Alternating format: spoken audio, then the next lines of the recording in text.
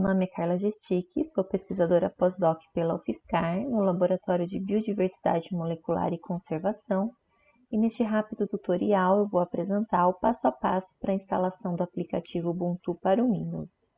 O uso deste aplicativo permite que você utilize funcionalidades do sistema operacional Linux sem sair do Windows, sem precisar converter o sistema operacional do seu computador.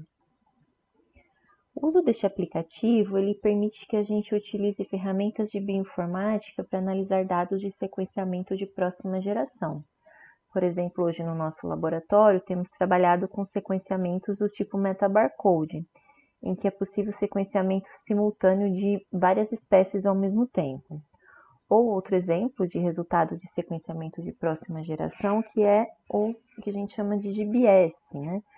Que é um método para identificar os SNPs, aqueles polimorfismos de nucleotídeo único. De maneira geral, eles são processos que geram grande quantidade de dados para serem processados com ferramentas de bioinformática, e essas etapas de processamento de dados, as chamadas pipelines, geralmente são elaboradas com algoritmos que rodam apenas em ambiente Linux, que lida melhor com esse volume grande de dados. Claro que para conjuntos muito grandes de dados, geralmente a gente utiliza servidores e nuvens, né, para processar todos esses dados. Mas para o conjunto de dados menores, nós conseguimos analisar em nossos próprios computadores e o Ubuntu para Windows funciona muito bem para isso. Então, nós vamos instalar agora o aplicativo do Ubuntu para Windows. A instalação é muito simples. O aplicativo está disponível no Store da Microsoft, que pode ser acessado online, como esse link que eu coloco aqui no slide, ou pelo próprio computador. Então, a gente vem aqui no menu do Windows, procura aqui pela Microsoft Store.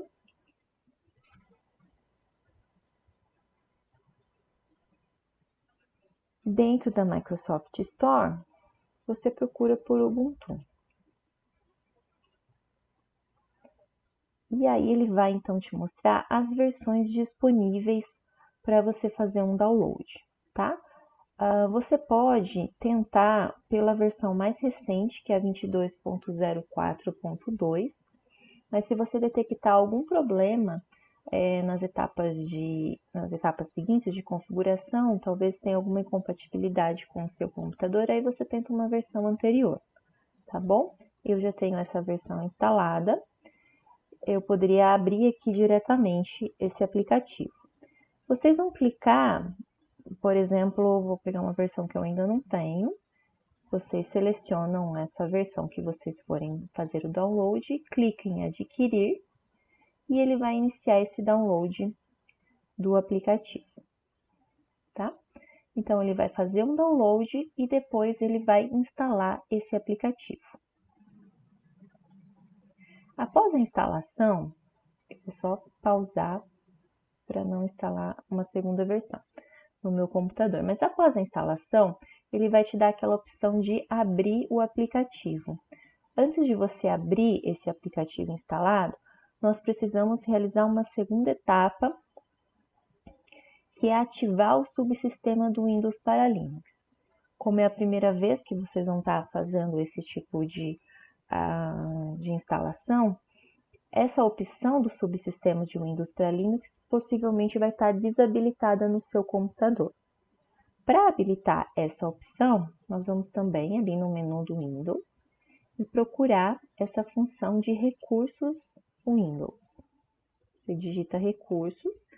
Isso varia um pouquinho da versão do seu Windows, né? O meu Windows 11, ele já oferece diretamente aqui essa opção de ativar ou desativar recursos do Windows, tá? Às vezes em inglês está de uma maneira um pouco diferente, mas você vai encontrar dentro dessa opção recursos do Windows, essa opção de ativar ou desativar recursos. E então você vai abrir essa listinha de recursos que o Windows te oferece e você vai procurar aqui essa opção subsistema do Windows para Linux, tá? Então, provavelmente ela vai estar desabilitada, não vai estar ticada aqui no seu computador. Você vai habilitar essa função, clicar em OK ele vai carregar uma janelinha atualizando essa configuração nova, no caso do meu já estava configurado, e a partir desse momento você vai reiniciar o computador antes de qualquer coisa, tá bom? Para ele salvar essas novas configurações e conseguir rodar o Ubuntu. Então você reinicia o computador e aí sim você pode ir para a etapa final, que é de abrir esse aplicativo e instalar os pacotes e linguagens básicas para o funcionamento do Linux, tá? Então nós temos aqui 4 comandinhos principais que a gente vai rodar agora. 2 deles, esses 2 primeiros, ele faz a atualização de alguns pacotes que já vem instalado nessa versão que você baixou do Ubuntu. Ele faz esse upgrade, esse update desses pacotes. E outros 2 são essas linguagens básicas que a gente vai utilizar para os pipelines que a gente vai rodar nas nossas análises, tá? Então eu vou novamente aqui no Windows, vou clicar em Ubuntu e vou abrir o meu aplicativo do Windows. Então, essa é a carinha do nosso aplicativo. Ele abre esse prompt, como já é de costume do próprio Linux, mas você percebe que você não perde as funcionalidades do Windows, né? Você continua acessando suas pastas, seus caminhos, tudo certinho, tá?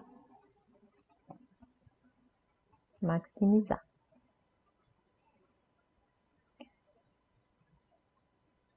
Agora que eu abri o aplicativo, nós temos então essa janela prompt típica do Linux e nós vamos então fazer esses primeiros comandos para configuração do Linux. O primeiro comando que a gente tem aqui, vou abrir novamente, é o sudo apt.get update. Você vê que todos esses comandos que a gente vai rodar agora começam com sudo. Sudo é um comandinho para informar, né, que nós estamos acessando esses arquivos a partir do usuário administrador, né? Então, o sudo é o superusuário, tá? Então, como a gente vai estar instalando alguns pacotes, nós precisamos dessa permissão do administrador. E nesse caso, ele vai te pedir senha a primeira vez que você utilizar o comando sudo. Sudo, o apt-get é o comando para ele fazer algo. E nós vamos fazer o que? O update. Ele está pedindo a minha senha. Que senha que eu digito aqui? A mesma senha que eu uso para fazer o login no meu computador. O login do Windows mesmo. Eu digitei a senha, você não viu porque ele não mostra nada mesmo, ele fica só piscando o cursor. Quando você dá Enter, ele começa a fazer a atividade.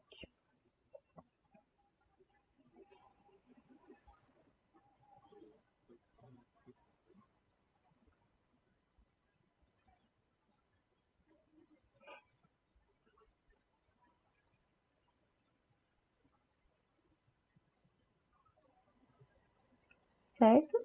Foi bem rapidinho até. Possivelmente, quando é a primeira instalação, ele vai demorar um pouquinho mais, tá bom? Agora a gente vai fazer o update get upgrade. O apt-get upgrade. Usei o sudo novamente, ele não vai pedir a senha porque ele acabou de pedir. Eu vou querer que ele continue, yes, coloque o y, ele só está dizendo quanto que vai ocupar da sua memória. E vamos atualizar então os pacotes básicos do aplicativo.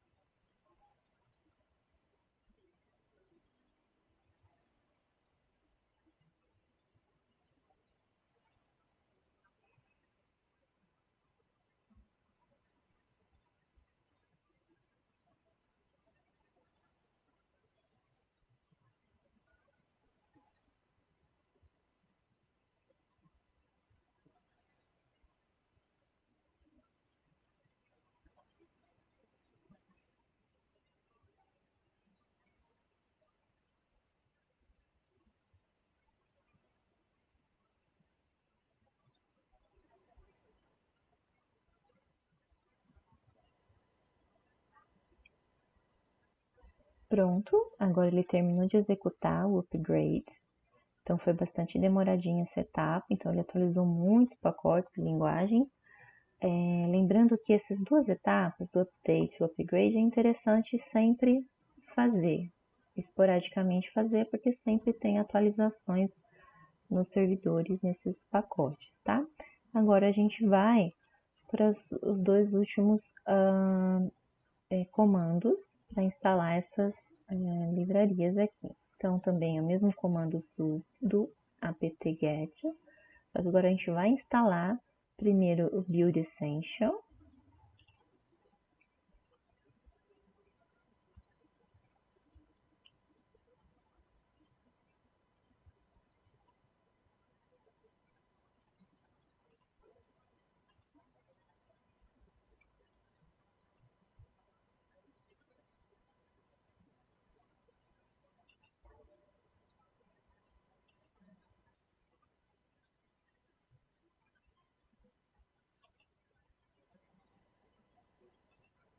Esqueci da palavrinha install, né? apt-get install. Bora lá. Ele fez bem rapidinho, porque eu já tenho, né, um comandinho básico, já tenho isso instalado e ele não detectou nenhuma atualização, certo? Sem atualizações. Quando vocês rodarem essa etapa, vai ser um pouquinho mais demorado. Agora, a de baixo, apt-get install. A mesma coisa, é o zlib1g-dev.